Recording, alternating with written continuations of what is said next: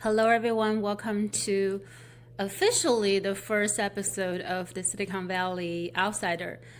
Today, I want to share two conversations with two people that I felt I almost didn't meet. And it happened during my digital nomad journey between 2024 and 2025. Have you ever talked to someone and feel that the universe sends you this person to give you some message? And after you got this message, you never see this person again.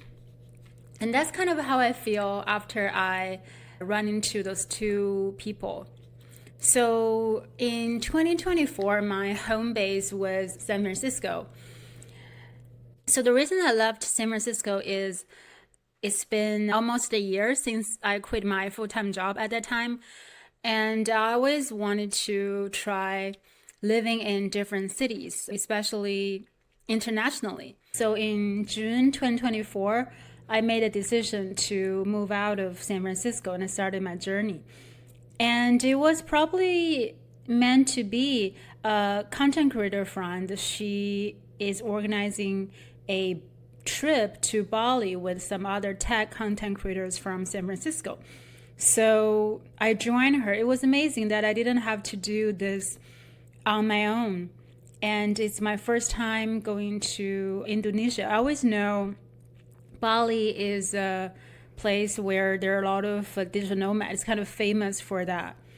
So to set a stage of how this conversation happened, how did I meet the first person, let me share a little bit about the vibe in Bali.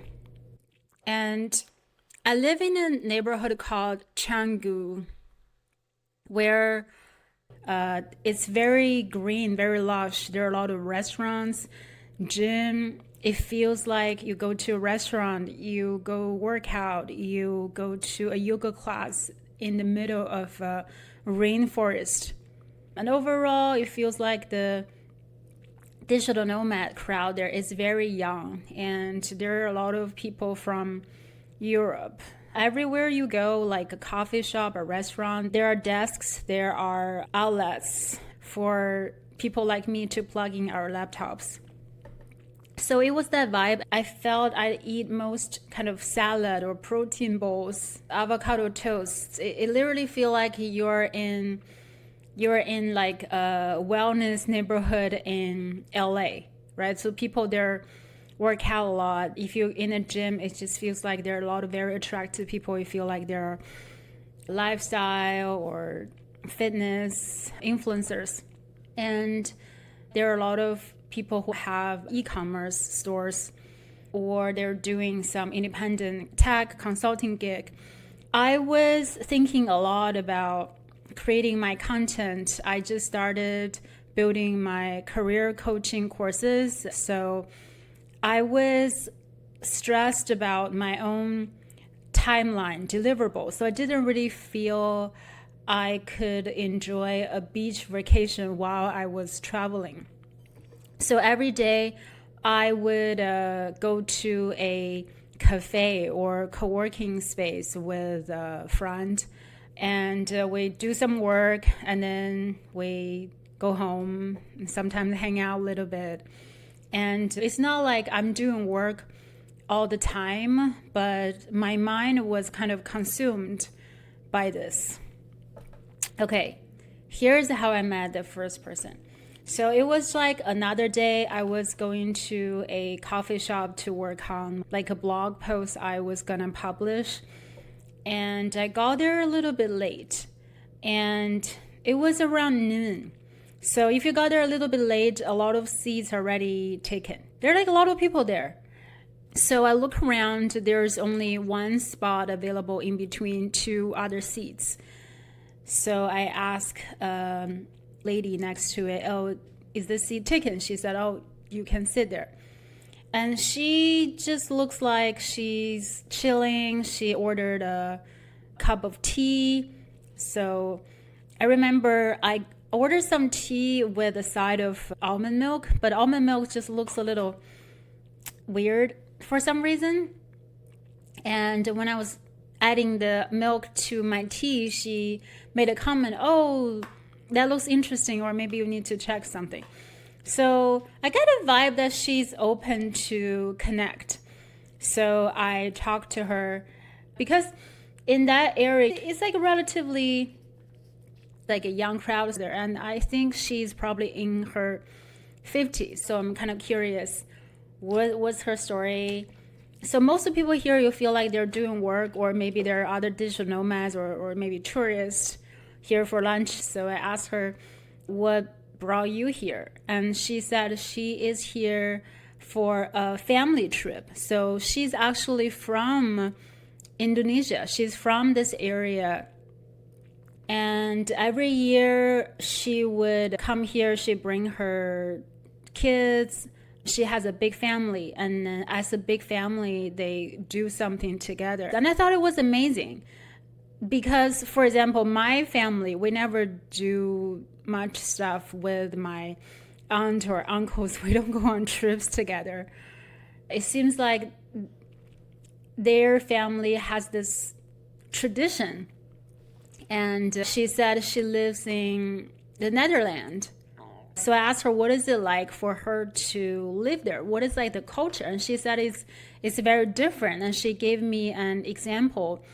If she's invited to someone's house to hang out in the afternoon, and when it's at dinner time, and if dinner was not planned, there would be very direct, oh, it's dinner time for us now and you need to leave.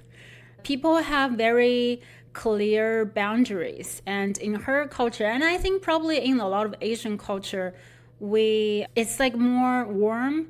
There's less boundary between individuals. So for example, in Asia, if someone's at your house, even if you don't want them to stay for dinner, you will pretend to ask. So basically for her, sometimes she could feel the culture is a little bit cold. It's not like a warm, everybody gets together, like family all hang out kind of vibe. And people there probably don't have like big family as she does in Bali.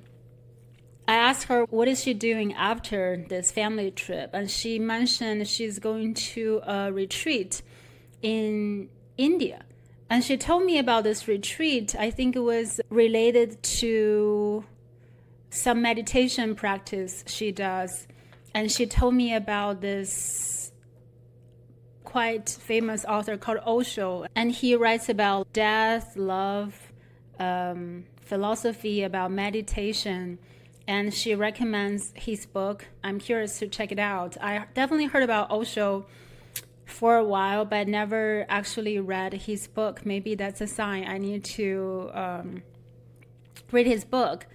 And she said she was never able to meditate, and through his book, she learned how to meditate. Oh, she also said she's teaching yoga. I was very curious about what she does for work, but then I also I didn't feel she wanted to talk about it, so I didn't ask her. I felt the conversation might go into a different direction. So I felt like she probably has some other jobs, and then she does meditation, she teaches yoga at a spare time. And it kind of made me curious about this book because I could relate to that. I mean, I practice breathing. I remind myself to breathe. When I walk, I listen to some walking meditation tracks, but I always find it hard to meditate. A lot of time I just close my eyes and thinking, planning, worrying about things. And I recently started to believe, going on a tangent, well, I'm going to go on a lot of tangent.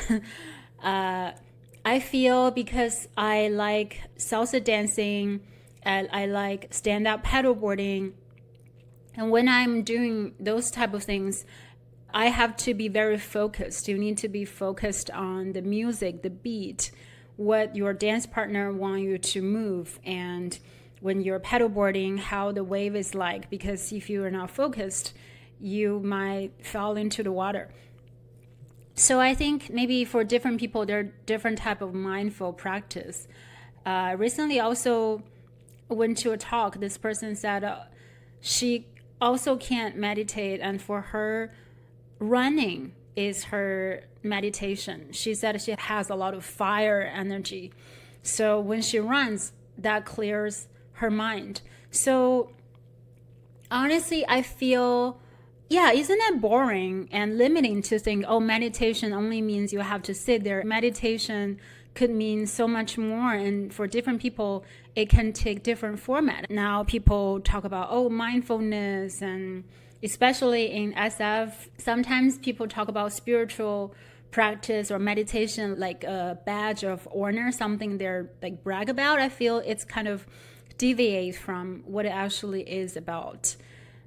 So yeah, I think whatever bring you to the present moment, maybe for you it's cooking, that's a sense of meditation. But anyways, I'm so curious to check out Osho's book to see what is it about. She also talked about, I think maybe because of her age, she's probably in her 50s or maybe 60s. She said there was a time she worried about death. My mom talked to me recently. I think maybe people around her age also start to think about like death, and they are sometimes scared about it. And this lady said after reading the book, she's not scared anymore.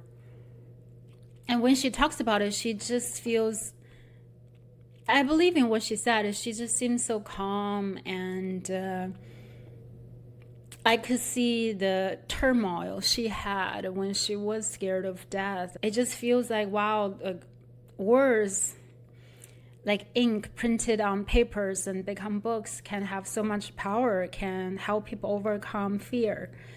Okay, this retreat she's going to in India. I heard about a lot of interesting retreats in India, but this one more specifically, she said it's a 3-day retreat. People would cry for a day and cry, let out all the emotions, and then laugh for a day. And then there will also be a day that's completely silent. That sounds amazing. And she said she has been to this retreat before, and she enjoys it, and she wants to do that again. And she also said something interesting, that there's a lot of Chinese people in those retreats. And she said she noticed it's very hard for Chinese people to cry. And I think I know why, right? Because in China or maybe other Eastern Asian culture, we think it's kind of embarrassing to cry. We're trained to suppress our emotions. When I was young, like when I see other kids are crying, the parents are like, oh, don't cry. Oh, if you cry, your face become ugly.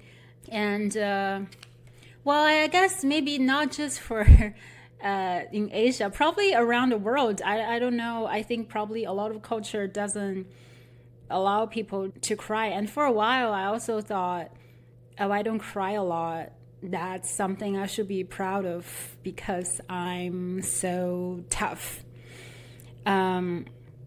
Yeah, maybe there's another episode I would talk about. I think also in 2024, I had a coach, and I cried a lot in her program, and that also feels how to describe that. You feel you cried a lot of tears as that little girl or little boy, and it feels great to be connected to your emotions. And when the emotions get stuck in your body, it's like you think about emotions become fermented, right? It could one day explode into something else. So it's healthy to release the emotion, even if as an adult. So anyways, yeah, I remember those experiences when I was a teenager. I was watching some Korean drama. You know, the Korean dramas are tear jerkers, and I wanted to cry. And my mom was also sitting there. I just felt so embarrassed. My mom was there. So I just hold I didn't want tears to go down from my eyes. I just let tears come from my nose. So imagine me crying like that. So anyways, a 3-day retreat, that's what she's going to. And it kind of made me want to go to India more. It's funny that I actually had two friends who are Indian. They invited me to their wedding respectively. But because of my schedule, I couldn't make it. So maybe if I have a third friend invite me to a wedding in India, maybe I would go. And then I would go to this retreat to laugh, to cry, to be silent. Yeah, I think that was pretty much. We talked about her experience. We talked about Osho. We talked about her overcome the fear of death. She definitely had the vibe of a yoga teacher. I think a lot of people in Bali are there for like yoga retreats. So you see a lot of very spiritual people. And she also feels very grounded and just feels like she's very open. She's warm. But it's not like she has this, oh, I'm so spiritually enlightened, I'm better than everyone else kind of vibe. And she just, she gave me like a lot of this mother energy, and I feel very calm, and I enjoy this conversation with her. We talked a lot. I don't know, maybe we talked for an hour or something. And then I think my food arrived. I started eating, and I think she also needs to coordinate with her family. I think someone's going to pick her up. And I think after a while, I was like, oh, I really enjoyed this conversation. So I got her number. I don't know if I ever reach out to her again, but I just thought, who knows, maybe if I want to ask more about the retreat in India, maybe I will meet her again. And then she left. And after she left, I just felt like, oh, I was a little bit late, right? If I got here really early, I might not be able to meet her. However, it seems like she got here earlier than I got there, right? So even if I'm a little early, even if I'm a little bit late, I'll probably still able to meet her. So it feels like the universe gave me this time slot that allows me to meet her no matter what, right? So it just feels like she was there, and there was this one spot. There was only this one spot open, and she was waiting for me. So maybe she's like a teacher, and her role in my life is to give me this lesson. I don't know what this lesson is. I mean, it's been 2 years now. I haven't really checked out Osho, but maybe after recording this podcast, I would, or maybe one of you would. And that would be, maybe the lesson is to talk about this book, this author, or maybe this India retreat to my audience. So after that, I was going to edit this article, but then I just felt, I was thinking about our conversation. I couldn't focusing on that. I wrote a journal. I was searching, I couldn't find it. But I remember the gist of our conversation. And most importantly, I remember how I felt around the conversation. I remember it felt like, I used to host a podcast called The Data Scientist Show. When I interview guests, sometimes I'll go into this mental flow state. I just feel like the time has paused, and you enjoy this conversation so much. You can see the marks of the sun on the leaves, like moves a little bit, that let you know things are, still moving. It's not completely still, but you can almost feel like time pass slowly, but also very gentle. It's like very amazing feeling. I felt I was just in this very beautiful conversation for a while. I wish I could have recorded it, and I couldn't have planned it. So that's how it happened, very beautifully. And then she left. It just feels like nothing has happened. So yeah, she might be the teacher I needed for that a moment, maybe to remind me, hey, I didn't have to stress about those articles or the courses I was working on. Maybe there's something more in life. So after Bali, I went back to China. I lived in China for about 4 or 5 months, and then it was really, how do I put it?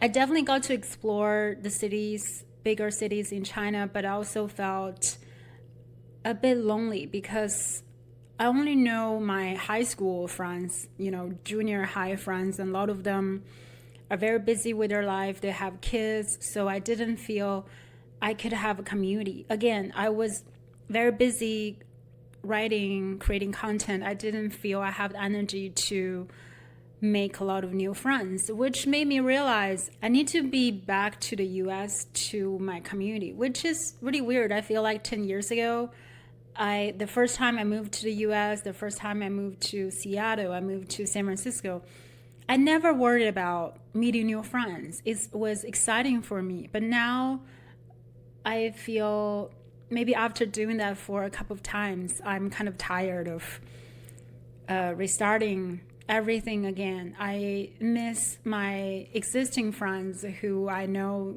some of them for like 10 years.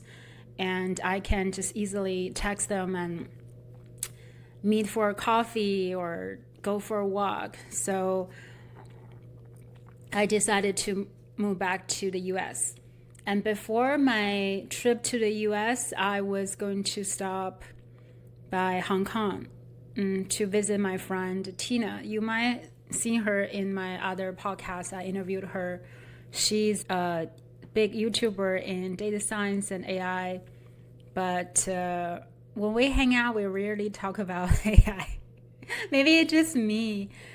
And so here comes the second person I meet at the end of this digital nomad journey.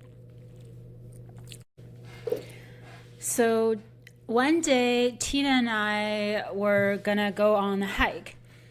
It was only gonna be in Hong Kong for like less than a week, and I want to go on this scenery hike. It seems to be highly rated, and you can overlook the sea and everything. It seems absolutely beautiful. However, not long after we started, we was waiting for Uber. It started raining, and like a few Uber kept canceled on us. So we were also late than how we, planned this to be. So we got there also later than how we planned to be, and the entire place, it just feels so foggy that I don't know if we're able to see like the scenery, to have like the ocean view. Anyways, we just kept go on. And so while we're walking, there's a young guy behind us. We stopped by to take some photos, and he also took some photos there, and that's how we started chatting. And he asked us where we came from, what do we do. And so he's from India. I think he's probably very young, like in his early 20s. Now I remember, so he came from a family of doctors. Like his parents, I think his parents had some sort of medical practice. Maybe they're selling medicine, or they have some sort of hospital. So it's kind of a family business, and his parents also wanted him to study medicine. So he went to college maybe for that. I don't remember exactly, but he's always passionate about music. He liked to sing, and he writes songs. I don't remember whether he finished college or not, but he becomes a musician. So he's a musician. Every time you hear like a Chinese person or a Indian person who doesn't study math or computer science, you kind of just know they probably had some earlier, maybe some conflicts with parents. Or so I asked him, like, how did your parents perceive this? And I think maybe in the beginning, his parents didn't understand why he wanted to do this, but now they're very supportive. So he's a musician now, and he performs. He has an Instagram account, and he showed me his Instagram. He recently created a song for International Women's Day, and it had like over 1 million views, and people would send those songs to their friends. It seems like he uses his music to spread a lot of, like love, positive energy in the world. And he also talked about he wants to use music as a way to heal people, which is not the first time I heard about this. I actually have a friend in San Francisco. She has a master's degree in music therapy. It's called music therapy. She plays violin. I have been to one of her workshops, and she guides you into a meditation. You listen to music and you draw. Yeah, it made me felt very excited to hear him pursuing this path, and it's very innovative, and also adding that to his existing family business to pursue his passion. Because the thing I do, the path I took, creating content, coaching people to help people find their own like true path. Every time I heard those stories about someone creating their own path, have an innovative career, especially when there's some challenge with their family or their existing environment, it just always moves me when I hear stories like that. And he just seemed to be a very happy and warm person. And while we were on that hike, I think both me and Tina had something like bothers us at that time, right? So it just feel like meeting him and hearing about his story brightened up this hike. And that's not over yet. So halfway, we were asking him to teach us a song. And he was teaching us a song in India. He was very patient and taught us the pronunciations. And there was some song I forgot what is the meaning, but he said it means to be happy. We asked him, what a song means. He said that means everything will be fine, and you need to be happy and relaxed. He also sang some song for us. And although like the entire hike, it was so cloudy. We didn't get the view we wanted, but now all I can remember is interaction with this young artist, healer guy we met. And that was such an amazing thing. I would pay for a tour guide who would take me on the hiking trip and then talk about his story and sing for us. So I thought that was such a gift. The universe again gave me this serendipity. It was so beautiful. And after that, we all got hungry and we went to get some good Chinese food. We had fish soup, like the sour and spicy fish. We had some dumplings, noodles. Yeah, and then we connected on Instagram, and he had other plans, and me and Tina went back. So yeah, and then that also felt on like a very cloudy, a little bit gloomy day, and when both of us had something that stressed us out, and then maybe the universe sent like a little angel to make us happier. Again, this is maybe connect to India again, so maybe I do need to go to India sometime. So when I was younger, every time I meet a new friend, when I travel alone, or when I go to a party, I meet someone I had a great conversation with, I really hoped, I need to see this person again. I need to get their Facebook and Instagram. It would make me feel so sad if I knew I wouldn't be able to reconnect with someone I had a great conversation with. But now I just feel grateful for that a few hours, that one time meeting of someone. And who knows, maybe I will meet them again, or maybe I'll never meet them, and that's fine. That's like complete. Maybe their purpose is to just show up in my life at that time, at that place. And now when I think about it, maybe I also play that role. Maybe I'm also a little angel or a teacher in someone else's life. I definitely feel sometimes, I think a couple years ago, Uber taxi drivers are more open to talk. And also I was more curious. I was like, I guess, less tired when I'm on rides. I feel I was also have learned many drivers' interesting story. I have encouraged them to pursue their passion. Maybe you, me, and a lot of people we meet are all playing like different roles in each other's life, and just for that one time. Yeah, so sometimes a stranger is just a guide meant to share a moment, teach you something, shift your energy, make you laugh, and then their story in your role is done. As we move through the world, we are all acting as those exact roles, as each other's teachers, guides. And sometimes the teachers or guides are positive or loving. Sometimes maybe they are disguised as someone who are a little bit mean or angry, maybe also to teach us something. So yeah, that's today's version of my video audio diary, and I will see you next time.